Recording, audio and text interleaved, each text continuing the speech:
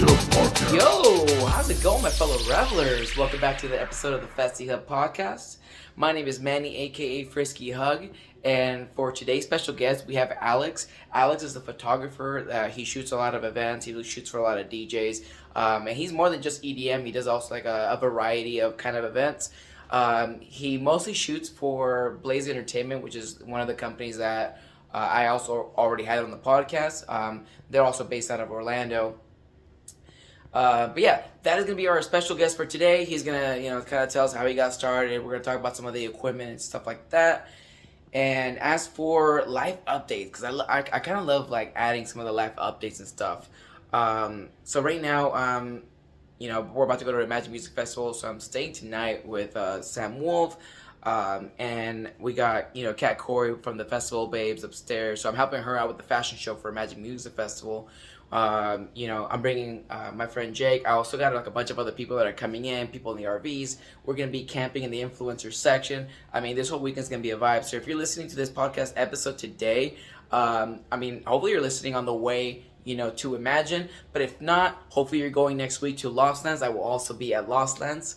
There's going to be a meetup on both of those events. Probably both on Saturday and stuff. I want to cut this short, this little intro short, but I just wanted to, kind of give you guys some heads up. But other than that, I hope you guys enjoy the podcast. All right, so I'd like to welcome Alex to the Festy Hub Podcast. Hello, welcome.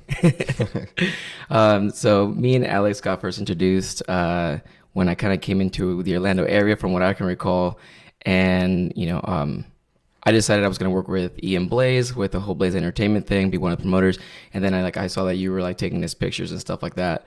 That's kind of how like I remember us meeting and stuff like that. And then like now, obviously we've been to a lot more events together, et cetera, et cetera. But for the viewers that don't know who you are, if you wouldn't mind just kind of giving a quick intro. So I'm a photographer based out here in Orlando, Florida. But I think I've only been doing it for about 4 years. I say about professionally, about 2 years.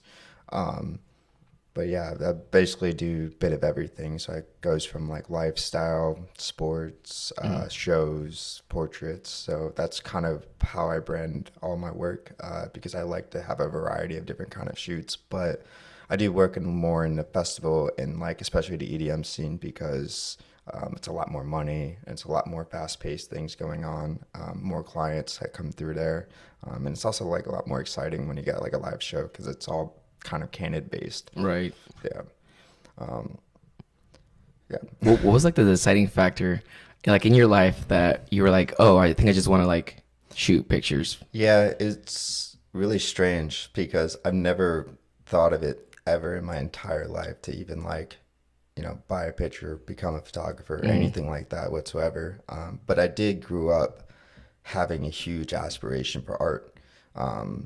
But I was just trying out a lot of different things. I think when I was in high school, I tried acting because I kind of want to do acting. I tried art class. I took art class every 4 years, but nothing really had to like stick with me. It was just kind of like I was trying something new every single time. Yeah, just kind of figuring. Honestly, that's like life these days.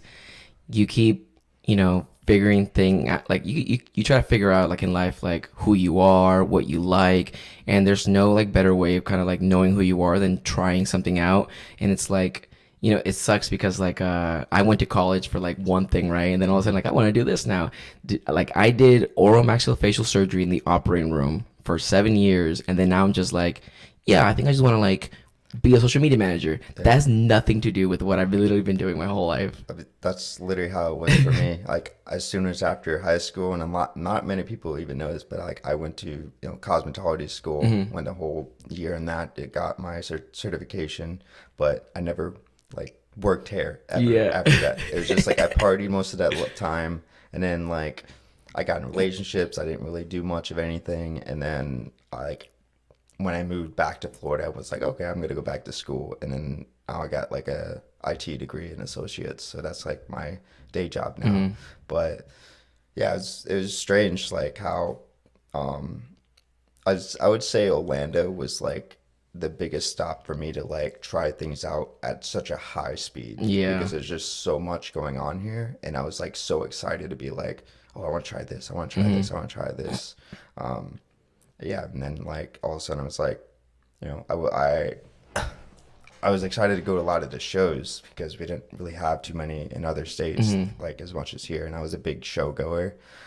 So when I went there, it was like, I would always like record on my phone because I just wanted to show people what I was doing. And then I was like, you know, maybe I'll just buy a better quality camera.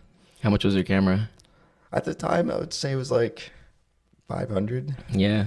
But I mean, I took it as like a smart budget. You know, it wasn't like, you know, I everything that I bought was I researched hours on it on YouTube to make sure like, you know, is this what I want or is this what I need? And then it was like the most recommended camera, and I got like a Canon 80D. I didn't buy any lenses or anything. Straight out of the box, and I took a picture of my cat, and I was just immediately blown away. Yeah, God, just how the difference was. That's how it was with my YouTube videos. So like I originally, like I had, you know, usually you start with your phone, right? If you're trying to try something out, you do it with your phone. You can relate to that because I think we talked in the car, and you know, I did the same thing. And then I bought myself a little like $100 camera, and then I was like, okay, like it looks like I'm probably gonna be doing this for a while, and I need to invest money into something. So then I got myself a D5600 like vlogging DSLR, and I mean, like a Nikon, isn't it? Or, yeah. It's Nikon. Yep. Yeah. I mean, great camera for like regular sit down vlogs, right? Great. But you know, I tried taking pictures on it, and it is extremely hard to take pictures on a camera that doesn't have like the right specifications to like actually take, you know. Yeah. I mean, it came just like a super obsessive hobby. Like I didn't think of it anything for professionalism or anything like that. I was just like, oh, like what else could I do? Right. So I was just like, I researched like other lenses of what they're able to do. And I'm like, oh, I really want to buy this lens. It's kind of cool. And then I'm like, I go to a show and I take a picture there. I'm like, this sucks. Why does this suck?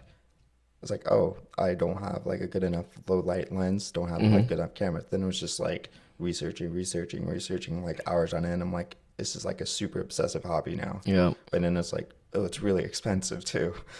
So it's like, well, also like, okay, so then, you know, it's just so much goes into really kind of knowing cameras. I think it goes down to just the cameras itself. I was trying to use my regular camera for my podcast. Little did I know that the battery runs out very quickly. Yeah. So if you try to use it for a podcast, so then I'm like, okay, how can I make this work longer? So you could actually get a dummy battery, right? Obviously, but the camera that I have shuts off after 10 minutes from overheating. So that's the steps, you know. Everything I've done with photography was like, oh, I had to buy a faster SD card, and not even many people even knew like how SD cards have different class speeds of like what they're used for, and then they got batteries of like good quality batteries. It's like every little bit is like research based of like what you had to buy or like had a issue with. And then you had to research it. For me, like the cameras, right? You don't know. Some people don't know this, but like the cameras have a shut off time regardless of what you set it for. Yeah. Like, so my camera is a 10-minute shut off. I'm sorry, but for a 3-hour podcast episode, that's not gonna fly. Yeah. So I've been using my GoPro 8. When I found out apparently GoPros can be used as webcams, I've been using that as my webcam, my podcasting. So my GoPro's been super helpful up until I can invest probably into a camera that can, I forgot what the name for the camera was, but it can keep shooting for up to like an hour of just continuous speed. I think there's like another one that just does it unlimited. Most of them do now. Like for the newer models, they do last a lot longer. But also it also depends on like the quality that you want to shoot. So if you're like shooting like 8K, it might limit to you versus like shooting to 4K or 1080. Dude, I was shooting 4K on my GoPro, and when I tell you in 10 minutes that thing overheated, I was like, yeah. I mean, I have a DJI, like a GoPro version of that they have, like the Action 2. But that actually has probably the worst overheating issues.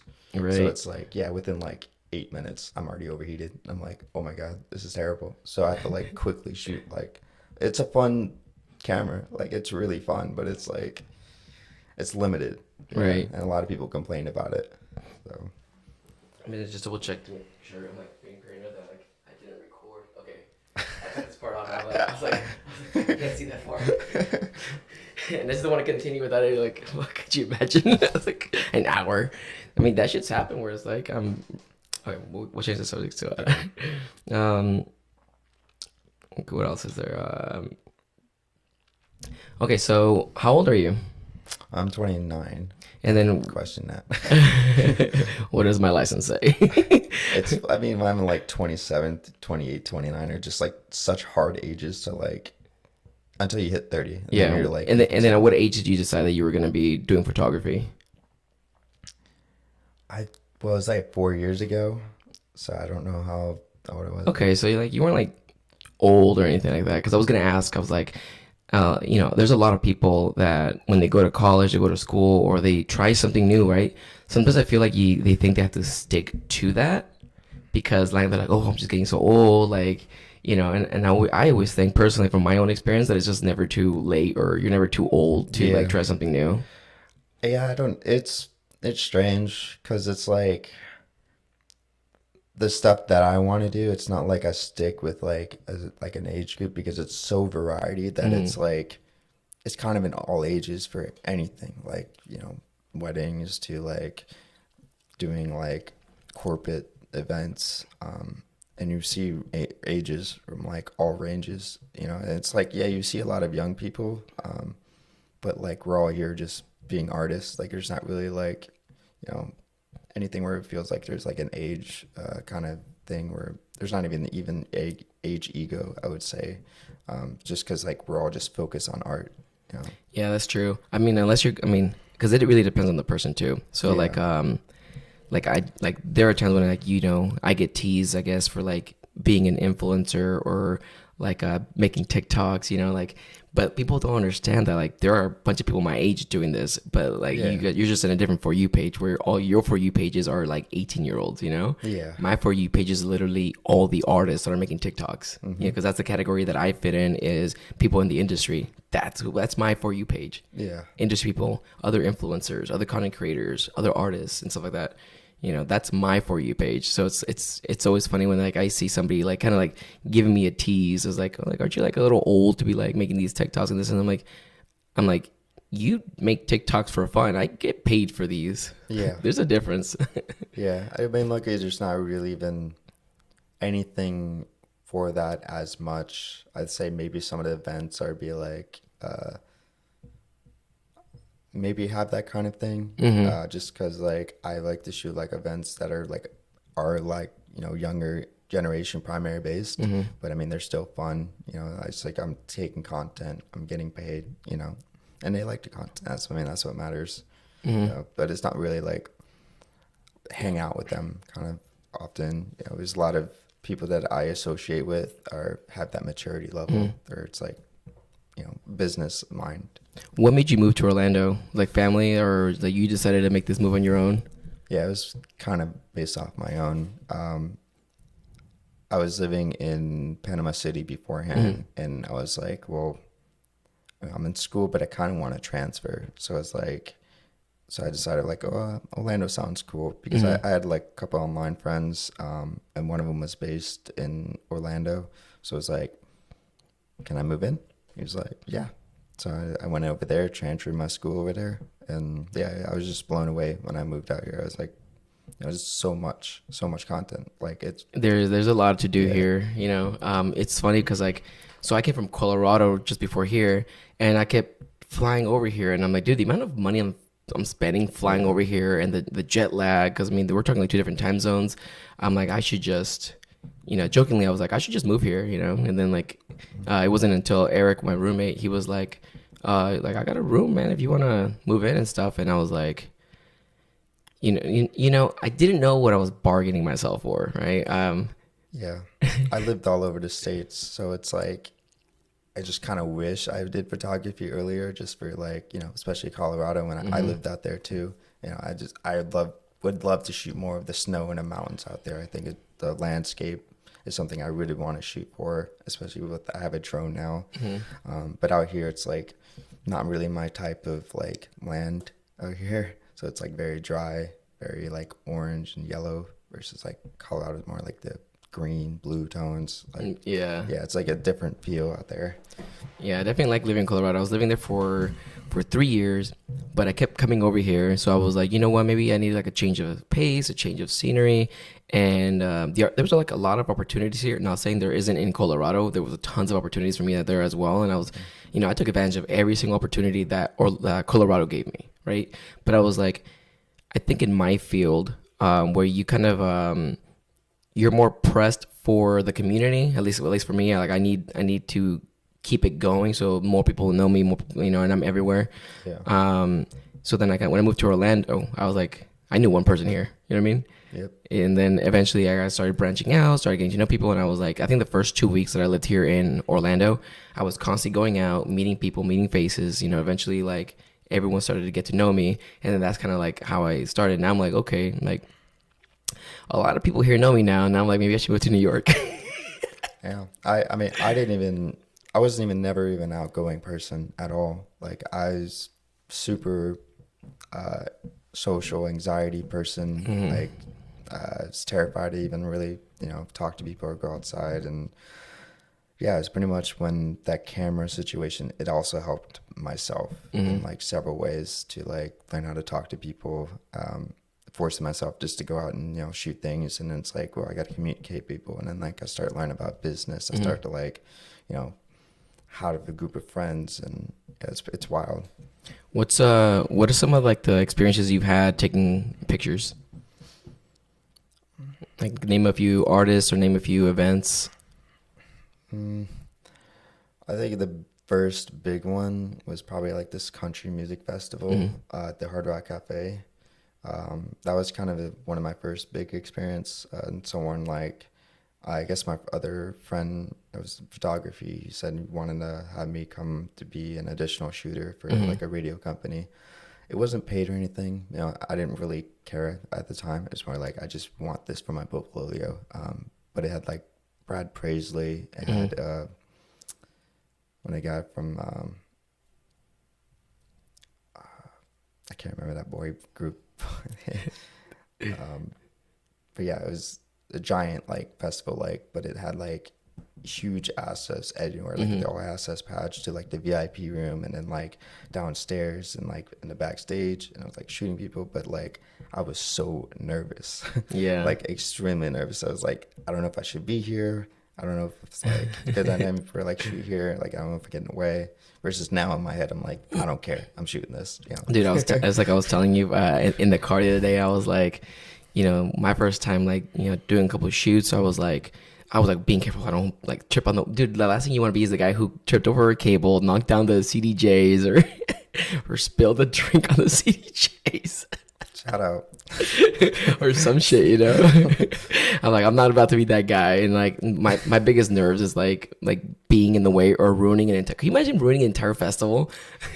Like, yeah. Oh, I mean, that's why like we have photography as insurance that the cover for that. Yeah. For that reason.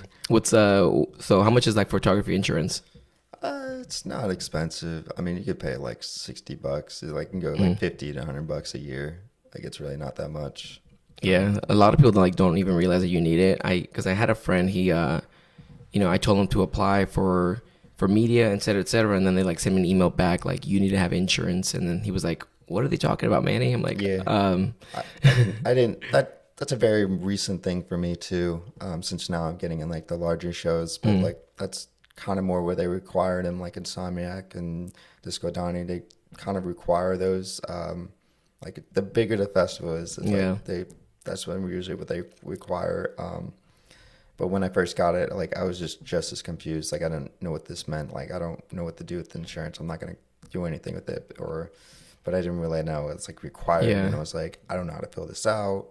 That was like the first time when I had it. I was supposed to work at the Forbidden Kingdom, and then they sent me the form to fill out. But like I ended up trying to fill it out myself, and then I sent it back to him.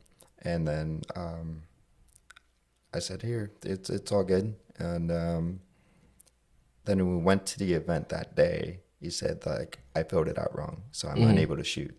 So I'm like, why didn't you just let me know beforehand? Because I don't know if I did it wrong or not. Yeah, right. But now it's like, oh, I'll just call my insurance company and they'll do it for me. I think, man, that's how like you're gonna know that like, you're doing good is when you're filling out a photography camera insurance policy. It's like, well, Yeah. I mean, you gotta be doing something right. I mean, if bigger events are the requiring these insurances, then like, Yeah, it's like, but they don't teach you like any of this stuff. Like it's all like handed down and like everybody is expected to know, what to do. Like even shooting at an event, it's like no one really knows anything at the first time.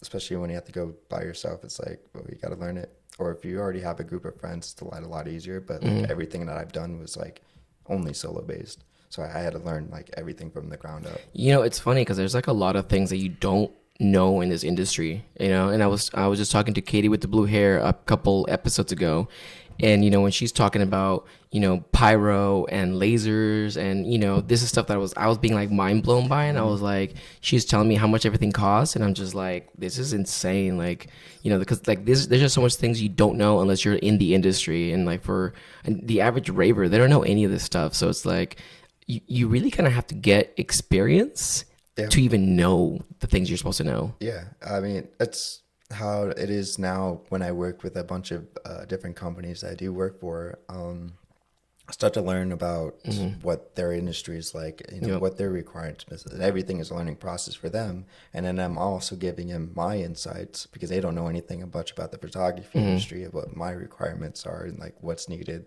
And then like, yeah, it's everyone's very new with things that they don't know, right? Such as like I can only speak for myself where like I require like a contract, stuff if you want to work with me as an influencer, or me being the influencer for you, or like I usually will request that you give me a contract so that I know.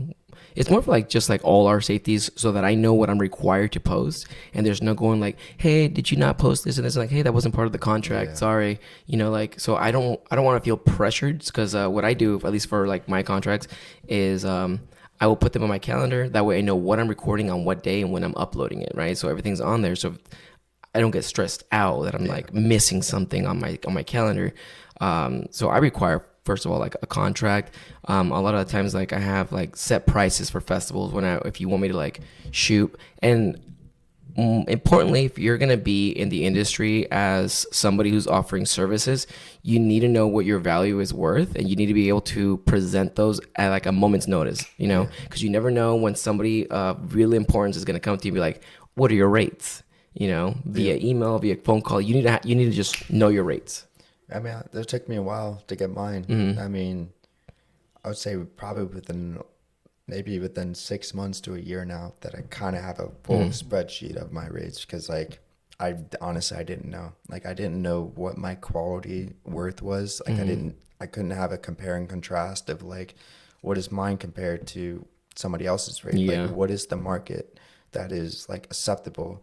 But as far as for me now, I feel like I compared a lot to a lot of other people, but I feel like I'm a little bit above, some people, as far as rates for, but I'm very much like willing to work for a lot of people. Right. So many, but like, not able to pay for all of it, or if it's like I'm willing to do an extra hour, I care about the big business ethics first, how good, is the person I'm working with? Are they like honest, trustworthy? Or like, for at least in my experience, is like when you work with somebody and let's say you want to do something for free for them, are they going to help you out or take care of you in a later date, right? Yeah. So it's like exactly. Yeah. Like there was somebody who asked me, she was like, oh, hey, how much, like, let me pay you for etc. work you're doing. And I said, honestly, don't even sweat it this time. I'm like, you're doing so much for me that this is like the least I could do. Yeah.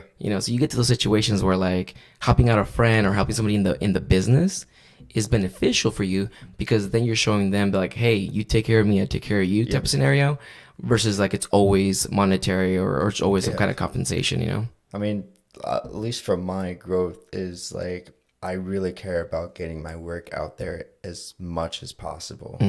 So there's a lot of things where like I can't do it based off of like we haven't worked well enough for me to keep going, or like my schedule is busy, but no matter what, I still keep the flow going.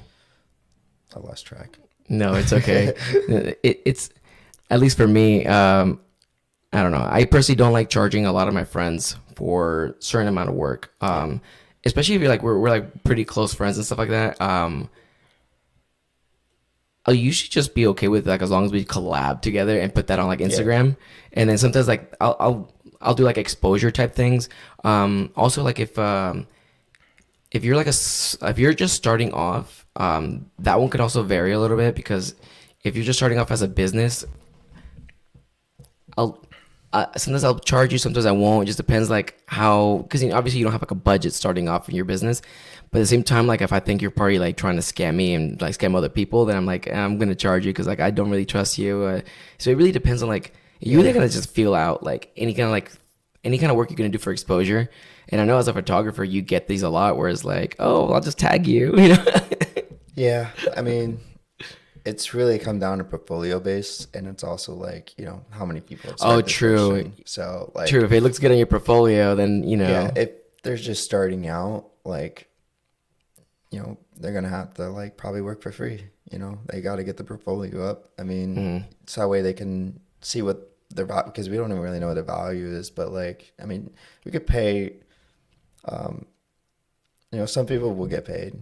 Some like lower photographers will get paid, like no matter what, because I work with groups that are like, oh, we're gonna pay them no matter what. Like that's great, but like I know like a lot of photographers that like they just want to get paid, but they don't have like any photos. They don't really have anything, and then they also like the photos may not look that great, or it's probably not in that right realm, but it's like all they care about is getting paid. Yeah, like, I get it, you want to make a business, but like I feel like you got to put it in the grind. I feel like everybody has to put in some grind no matter what. Funny story was so there was there's some people that I've worked with when I used to take pictures and stuff for DJs and events. There are people that I worked with that to this day, like it's been like 4 years and I still haven't yet to be paid. I'm just like, but, and then it's like, there was one time though where I was working for a DJ and my pictures came out booty. Like I didn't like them. I actually forgot my flash at home, so I was, and then for some reason, I don't know if I was like, I think I was just so focused on the fact that I forgot my equipment that I didn't even remember that I had my own personal camera flash on there, which I guess would have turned out okay, but I don't think it would have. But anyways, the pictures turned out really booty. I didn't like them, and I sent him whatever I had for free, and I returned the money because they did pay me, and I just kind of returned the money. I was like, I can't in good faith charge you for such shitty quality. That's how it is for me. A lot of events, sometimes they won't turn out too well. Like I couldn't get any photos in here because I don't know, the lighting was just so bad, or like I've left something at home, or maybe something broke. Like I don't know, but like I always put in my faith, be like, hey, you don't worry about charging me for this, or like if anything, cut it in half. Like, no matter what, I try to be honest about like because whatever my value that I give you is like, that is the worth that I want to put out. So if I give you like less photos, then don't pay me the full amount that I gave you, because it feels weird for me. Yeah. So I'm like the same way though. It's like, and I do the same thing for like the content that I do now. So now that I steered away from doing pictures, because I only did pictures for COVID. So during that year, I was just trying to pick up a new task, learn a new skill. Obviously, we had the time, but now it's like if I do like a shittier video, or the video doesn't come out as good as I want it to, or the reel doesn't do as well, like I'll probably like return you partial. It's not sometimes like the full amount of money. I'm like, listen, this video did bad. It wasn't as funny as I thought. Like, here's your money back. Because there's like I think my last reel was a collab, and it has like 200,000 views, right?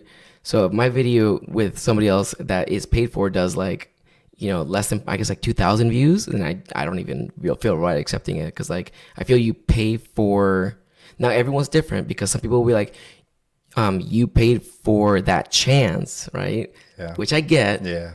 But sometimes I just feel really shitty because like I feel like I'm almost scamming you because like if it didn't do well, then I feel like that's bad on me for not. Because okay, as a content creator, you can rush things. You can rush like good quality. You know what I mean? You can rush something that you think is funny. Because I do a lot of videos that I think are funny, and then like the next day, I'm just like, why didn't I do that video? That video is dumb. Like you do something that's not viral. You do like sounds that are just not catchy or that aren't going to do very well or not relatable. Yeah. I mean, what's good about, at least for our community out here, is like, once something like that happens, like if someone, gave you out bad content and they still wanted that full pay, everybody would hear about it. Oh yeah. So it's like, does this person want to be worked again by another company? It's like very wishy-washy, we still care about like the good ethics, at least for most like other photographers that I do know and videographers. We're all pretty honest about our work. We all pretty like, we'll put out work that is our value, and most of it's like pretty consistent. Yeah, no, I would hate, especially like as a photographer, it's like, yeah, this guy like pictures suck anyways, or at least for me, my biggest issue is I'm not fast at editing. I'm so slow. I get so nitpicky, and it's like I just don't like something. My eyes don't see the picture right. I'm just like, it's missing something, and then like I take so long on one picture, and I'm just like, why can't I just make a decision or do like an auto preset, and just I don't know. I don't know. That came natural for me. Yeah, and I knew that was a common thing for a lot of photographers. Is like how quickly they get out their photos. Yep. But like I felt like Very I was important the skill. only unique one to like really do what I do, and that's like I wanted to give people options for photos, like for edits, because I like color. I like to make things just like look different in like every single photo. I'm like, this photo is great, like, but I can make like 3 or 4 versions of these. And that's probably the smarter thing to do, honestly. Create 4 versions of the same picture with different taste. Yep. Because I think what I was doing that's the problem I was coming into is I wanted to do a black and white picture. I'm like, whoa, this would look great in black and white. But then I was like, the colors in it is just too amazing to be like making it, so it's like, exactly. Yeah. I don't know why I just didn't do both. Yeah. It's, and also I really focused and cared about like wanting to give, any of my clients the choice of picking their best photo out of all of them. It already like bothers me to like, I got to pick out my best. So, I don't know if they're going to be your best, if it's, working for an event. Right. It's a little different for portraits for people because I can give them a whole list. Right. But for events, it's like strictly like I'm picking the best out of what I think, which is a nice freedom point. But I just wanted to give people like different kind of color edits and see what they liked. I've seen people post like almost all 3 of them. I've seen people post like one person post one edit, that's something I do like. Post a different edit. I'm like, oh, cool. That's actually what I do like. Okay, so like for Instagram, obviously we're talking about algorithms and stuff, right? Yeah. So if I want to post a picture, but I really just want to post one picture, it's not a bad idea to post the same picture with like 3 different styles, because really all Instagram is looking for to make sure that you have more. You're using the full like. Honestly, Instagram does like if you use all full 10 pictures, right? That's what they want you to do. Obviously, the rule of thumb is if Instagram is offering it lately, then Instagram is probably going to push it because they want their latest thing to succeed. So when they had added the 10 pictures, I think it was like it used to be like just 5, but then they added made it 10. So if you were posting 10 pictures, Instagram was pushing your content up.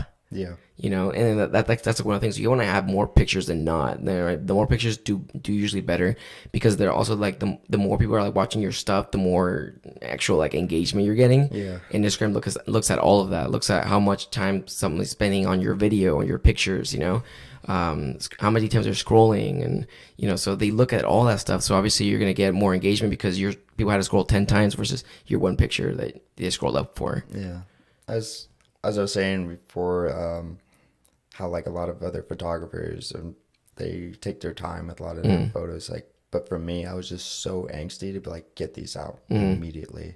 Like, because I just like butcher them all within like 2 or 3 hours. And I get them all done within like the same day or maybe the next day even.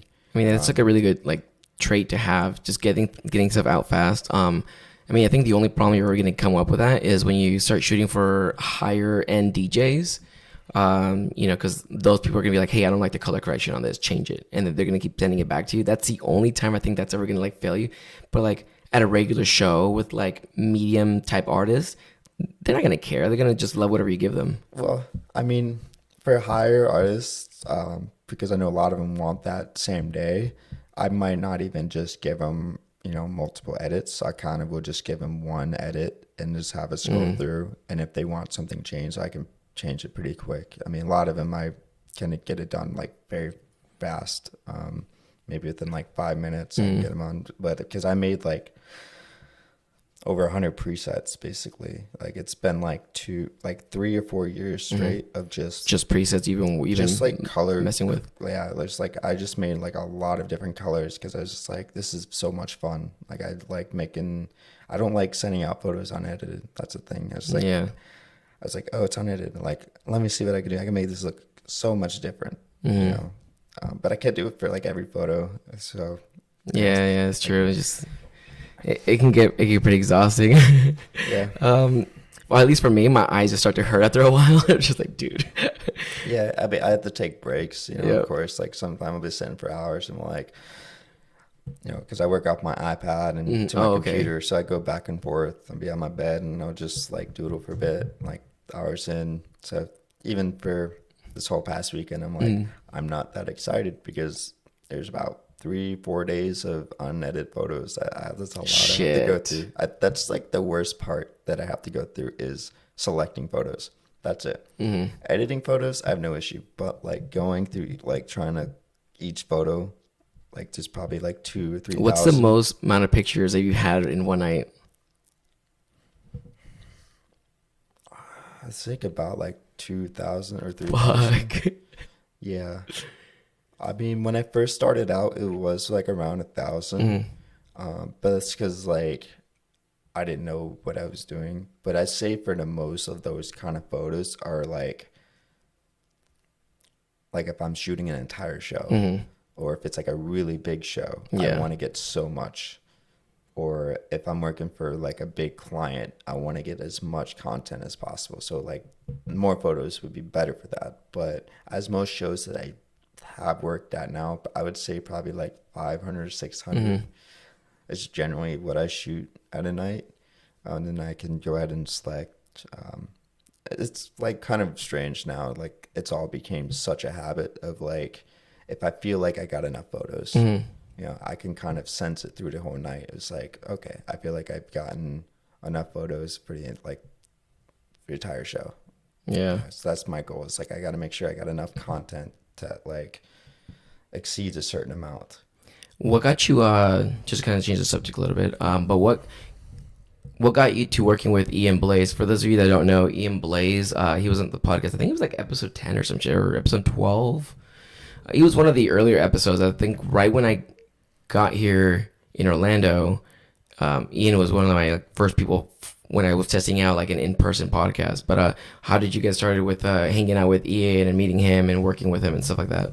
So I work for another group called Tiny Waves, and they are Orlando based. They do like video game music, anime music, but they do shows at the Geek Easy, and they also do shows at like anime conventions, comic conventions. So I was working for them for a while, and then we were doing a convention at it was like Hallmat. There was like an event at the end of December, and I was shooting for that, and Ian just happened to be there with all of us, like in the same hotel room. Like I said hi to him, but like it was not really like fully that was like the first time I saw him there. Yeah. You know, we're all pretty fun, we're having lit, and then we went to an after party. That's when I kind of first talked to him, and then we're like, oh, bet, let's try to do a photo work. And he's like, okay. And then he had me work at for Lit Lords At Celine, like 3 years ago, I think. Okay. And we did that show. Worked great. But we haven't really talked like probably for like 6 months. Oh, after that? Yeah, like we didn't really like do much. And then like the COVID started coming in, and then like we couldn't really do anything. And then at the end of it, that's when we started like, okay, he sees part of my work, and I'm like, okay, well, I could do portraits plus everything else. And then we did a bunch of shows, going back and forth. We kind of had a bit of a rough start, I'd say, just because like I didn't know anything about the EDM scene or business or any of that. And he didn't know anything about photography. So it was a lot of like back and forth. But like no matter what, we were like, we didn't like screw each other over or anything like that. We were still like, that's never like the intention. It's just like you just don't know what you don't know. Yes, yeah. But no matter what, it's like, if he ended up paying me, he'll pay me, and no matter if he didn't pay me, he'll accommodate me no matter what. Right. Which is where I was like, okay, I can still keep working. I can still keep doing my photos. But I'd say within the last year, that's when we really started working together. Because he was hitting a lot of bigger shows. And then I was getting him more involved into my communities that I've also worked with. So I was kind of getting him to like work with. Branch out. Yeah. And then that's when we're just like, oh, collab here, collab here, collab here. And then just like content went like through the roof from there. So like now we're just kind of doing stuff like almost every single weekend. Yeah. Ian's very good at like, accommodating you if you like help him out or figuring things out. And like, I think it was him that told me that, he's like, oh yeah, like if you help me get like certain artists or whatever, he's like I'm gonna like help you out, et cetera, Yeah. I think for me is like I obviously have like a big net pool of like people that I know, and like I don't know why it's just so easy. Once like I meet somebody, it's so easy for me to like be good friends with them. But I have to like meet that person first, and then I can like vibe it out. And sometimes it works, sometimes it doesn't. But like most of the time, like I just know a lot of people. Well, he's also like one that really wanted to use my work versus like anyone else that like had truly valued my work. A couple companies, like even with Tiny Ways and stuff, they really do value my work, but like it's based off of like when they can hire me, or what they can use me for. Very situational. Yeah. But other than that, Ian was like, yo, I can get you in here. You shoot for like a big artist, like for Shaq or I can't remember the name right now. That one. Yeah, there's a lot of other big artists now. I'm just like going through my head. But yeah, it was like a very big opportunity. Like no matter what, it like the scales were getting higher and higher, and it wasn't really like anything to do with money. It was strictly like I feel like my work is getting bigger. Yeah. The people that I'm shooting and as well as meeting are getting bigger. Yeah, and they're. I mean, not saying that not everybody's important, but like the scale of that importance does go up a little more, and then it's like you never know when the right opportunity is gonna ring, and then all of a sudden that person's like, "Hey, let's go do something together." Like, "Hey, like, can you fly it?" Like that. That's what happened to me one time when I was like, not saying these guys like big scale or whatever, but I just think like opportunities right happening at a certain time. So when I was hanging out with Drink Your Water during that Rovlo show, Drink Your Water was like, "Hey, like, I'm gonna be playing at Pensacola in a few days. If you want to come through." I'm like, I don't have a ticket. He goes, "I got you, bro." So my ass fucking drove however long it took me to get to Pensacola. Yeah. I'm trying to remember the artist. Hold on. I was like saying about the big drive. Let's see. Yeah, because I know like there's a lot of artists I shoot, and then I'll forget who, because there's so many artists, and especially in like the EDM scene, like I'm not very much of a EDM listener as much. Like I do listen like a lot of house, a lot of dubstep, but like no, I'm not like more than the average user. So like I don't know any of these artists. Like, they could be so big, and I'm like, okay, I'll shoot. Like I don't know. Yeah. That could be beneficial sometimes though, because at least for me, being like in the industry, and like I can probably attest for a couple of the other DJs, it's like we just want to be treated like a normal person anyways. Yeah. And it's like, tell me anything. And no matter what, it's like, don't be shy. Come up to me and like, don't be like, crazy, and just be normal. Like, ask me for a shot, ask me to, pass the blunt around. Like, like I'm a normal person, and so is like everybody else. And that in itself, it's its own skill. So sometimes like you could be saying that you may be a little blessed that you don't, Yeah, I mean, there's some like intimidation factors. It's more of like, maybe, I know the higher up these artists are, it's like they're very more like have more security around them, and it's like we kind of have to be a little bit more careful. So you can't just be like, I'm gonna go in this like VIP section, just because I'm a photographer. They might have just limitations on that, right? And it's like you still have to like be somewhat careful, versus like you still treat the person, like the artist, like the same as anyone else. Like I introduce anybody the same way as I would, no matter how big the artist is. I'm excited. I'm like, cool. Yeah. I'm more excited if you like my photos. That's what I'm gonna try to get.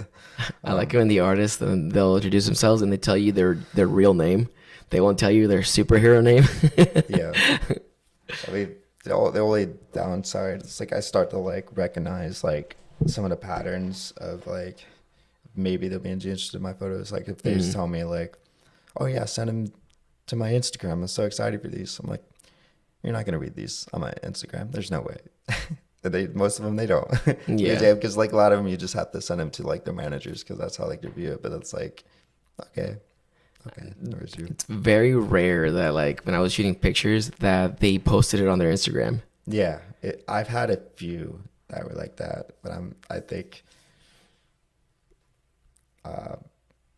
Rigi and Piros, I think. Yeah, Rigi and Piros, and I think Lit Lords had posted theirs.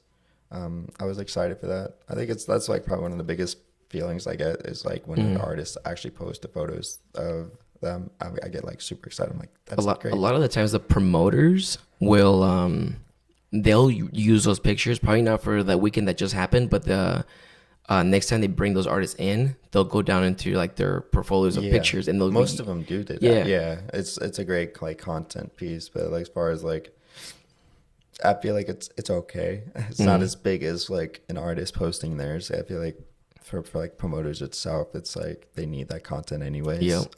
They'll make a reel so that when they come back to like the same venue again next year, or maybe in a few months, right? They could make a small recap from the last time and upload it as a preview for this upcoming show. Yeah. And then like we just got back from the TK Lounge. I mean, that was packed, right? So I mean, that content is gonna be used again for another time whenever, I think it was Drink Your Water's first time, but Zuba's, I think it was his second time.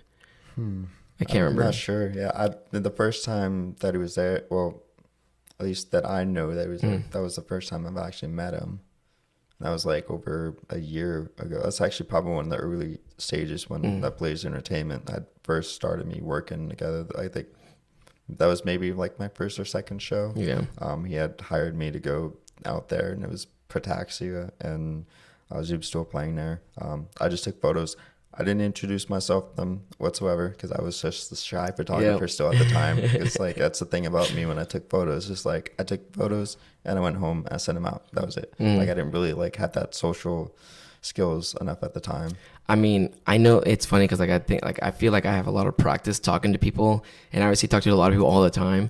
But like even I like get shy, and I have social anxiety. So like me meeting somebody for the first time, I get a little weird in my head. Yeah. I'm like, should I go say hi? Should I just be myself? Is myself annoying? Am I annoying? Like, like. I feel like it's so much easier now when I'm working. I feel like everything is so much easier. Like since I've done photography, it's like I can now just focus on my work. I'm like, hey, I'm a photographer here. I'm gonna take some photos here. Like work mode has just been like a better experience than just me being there without like a camera or just by myself. I wouldn't have talked to you. There's no way. I don't know what to talk to you about. Yeah. That's like how it is for me every show. A lot of the shows I just went through just, to view them like in the beginning. And then now it's like, I'm working. Yeah. So it's like work mode is like 100% there all the time now. Well, it also helps when you're with somebody that loves introducing like his team and stuff like that. I've been getting a little bit better about doing that. I used to never introduce any of my friends to any of the people that I know. I'd say like with Ian Blaze was like literally the best one to do that for me. Like every single show, he was like hyping me up and like introducing me he's to really every good single at that person. I'm like, okay, cool. Yeah, Ian loves introducing people. Yeah, it was like wild, like how like quickly that went up. And then like now at this point, for like a lot of the shows that we go to, I'm like most of them are like my friends now. Yep. And it's like really cool to see everybody there now. You know, it's like really cool. It's like, I know this person here. Like I haven't seen you in a while. Yeah. Like it's really cool. I was hanging out with Sam Wolf. He came from McQueen's on Thursday, and you know we're talking. He goes, "Hey, let me introduce you to this bomb ass photographer." He was like, "Hey man, so and so." He's like, "This guy takes the best pictures in town." Da da da. Right, and hyping him up for me. Yeah. So I'm like, "Oh shoot, let's get each other's Instagram. This and this." He's like, "Oh, Sam's just saying all that shit." He's like, "I'm not that good. He's my portfolio." I'm like, "I'm not." You know, but it's like you need to have friends that are gonna hype you up, and you need friends that are gonna introduce you to people. Yeah. And like, you know, I obviously brought my friend Jake into the event, and I was like, I need to make sure I introduce him, this and this. And then my friend who's the magician guy, he was there, and I'm like, hey, let me introduce you to some people. Like, did you bring your magic shit? And he goes, I always bring my magic shit. I'm like, all right, do this show for everybody, and like, you know, these moments could like make your entire weekend. You know? Yeah, I mean, a lot of the photographers that I was like, you know, researching or had like Instagram like way back then were just like 1 million followers plus, and then their content was like god tier. And I was in my head at the time, I was thinking all these other photographers here are just like all their photos are like that. Like I'm not that good. There's no way. Yeah. Like, it's like because I didn't know how good my work was. Like especially when you start out, like no idea. You exactly. have no idea. You're still figuring out your style and everything. Yeah, I mean, just like if you draw something and it's like, how do you know what the value of that is? Like you really don't. Like unless you compare it with someone else or like everybody else says it on it. So that's true. Yeah. What is the value of your work? And I think that's one of the most important like lessons you could ever like learn. My friend Jake, he ended up drawing me this like fluorescent dark mega Charizard. Like portrait was like yay big, right? Oh yeah. And I took a picture of it. I show everybody this portrait, man, because I think that the value of his work is god tier. Yeah. I'm like, I think his work is literally some of the best work that I've ever like seen in person. And so like I'm always hyping him up. I'm always looking telling him like this is fucking art, man. You know. So I tell him like, you know, one of these days I'm gonna throw an event myself. You know. Maybe Ian wants to collab with an event. Who knows? Yeah. But like, you know, I want to start throwing events myself. You know, have my own people and all that kind of stuff. And I want to be able to provide. Sorry, I want to be able to provide like an opportunity for people. I think my biggest asset is the ability to put people together. I think that a lot of people meet people because of me. And I think that like I can provide a lot of work for people. And I was telling my friend Jake, I'm like, if I ever host an event, I'm going to give you a free vendor booth and just sell your fucking art. Yeah. You know, I think the best thing I could do is provide people the opportunity to showcase their work. And in that essence, show your worth. Yeah. I think at this point,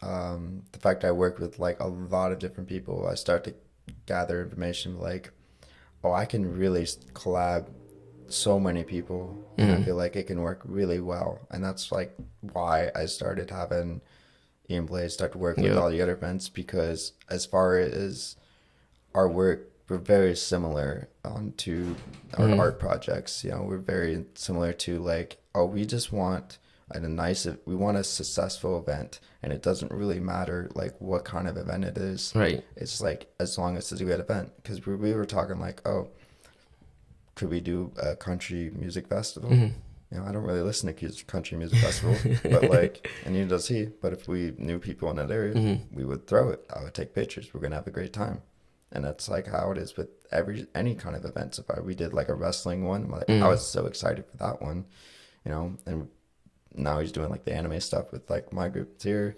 So as far it is, like we're kind of going like. Well, that's what I love about, you know, his company in general is there's never a dull or boring moment, because, you know, he covers all kinds of entertainment. It's not just EDM.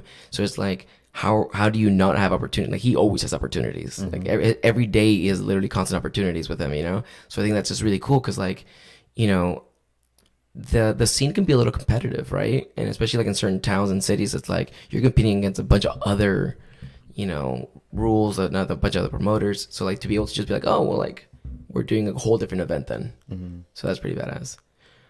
What's like a good like learning advice or just like something you would like to tell people if they're just starting off with like photography? I'd say don't worry about others people work. Like don't take it in consideration of like, oh, my work is not good enough. You just take it in fact that you enjoy what you like taking. That's like all that matters. Yeah. As far as anything, I never really thought of like, oh, my work is not good enough to be here, or like, am I good enough as an artist? Because how I got in photography in the beginning was just because I really enjoyed taking a photo and it just looked really cool. Like I liked it for myself and had nothing to do with anybody else. Like I didn't even have any other people looking at it. I was excited to show people. I was like, this is amazing. Right. I was like the only one that like felt like it was amazing. So that's what really matters. It's like if you like your work, that's what really matters. Yeah, I think like the comparison game could destroy you sometimes, you know, like at least for me, I try not to compare myself, but it is so hard to like not compare yourself when you feel like you've been stale for like a long time, and then you're like, well, let me see how my fellow peers are doing, and they've like been rocketing all year, and I'm just like, oh man, what have I been doing this entire time? Yeah, I mean, I'm just happy for everyone that shoots up and makes it. You know, I mean, if at this point, if any of my friends shoot up, you know, I feel like we all go up. That's like kind of how hopefully my goal will be is like, you know, one of my friends goes up, I'm going to go up with them. Or if they just go up, I'm happy for them. Yeah. You know, that's just kind of life. I mean, at this moment, it's just like if you know, I always thought like if I'm never going to make it, right? So I'm never going to become successful in photography. As long as I'm happy about doing it, that's what matters. Like if like, you know, I don't want to focus that like, oh, I'm never going to make it, or, you know, they became successful. Why am I not successful? You know, so, because, you know, sometimes people are like, my work is so great. You're going to make it someday. I'm like, cool. You know, I hope I do. But like, you know, for me, I'm just so impatient, and like my friends can always vouch for that. It's like, I have zero patience. I just want to like, you know, I want to be famous now. Like, you know, and it's like I always tell people like, why am I not doing this, and this? And they're like, oh, in due time it'll come. Like, no, I want it now, man. I don't got, because it goes back to the thing where I was saying like, do you feel like you're too old? Sometimes I feel like I'm a little too old. I'm trying to catch up to where I should be, right, at my age. Yeah, I mean, you would have more of the grind set than most other people have, which is a really good, valuable asset for like even someone like me would recognize. I'm like, oh, you work really hard. Like, I want to work with you. You know, I feel like you bring some great value. So it's like, no matter what, even if you're not making it, like, you make it seem like you are, which is really nice. We're going to wrap this up real quick. Where can people find you? If we don't want to drop off any handles. Yeah, my IG is NoLoveForAlex, or ALXLA Photography, which is like my first and last name as initials. But I have a website. You can see my photos for Blaze Entertainment or Tiny Waves or a lot of the other events I do work for. But yeah. And if somebody wanted to book you, they could go through your DMs, or do you have an email? They can book me anywhere. Like anywhere? My email, Instagram, like it doesn't really matter. Or a friend, you know, they know that person, they have contact. You know. I'm really easy to contact and book with. All right. This will all be down in the description down below. So if anybody want to like just look up your stuff, all of that will be down below.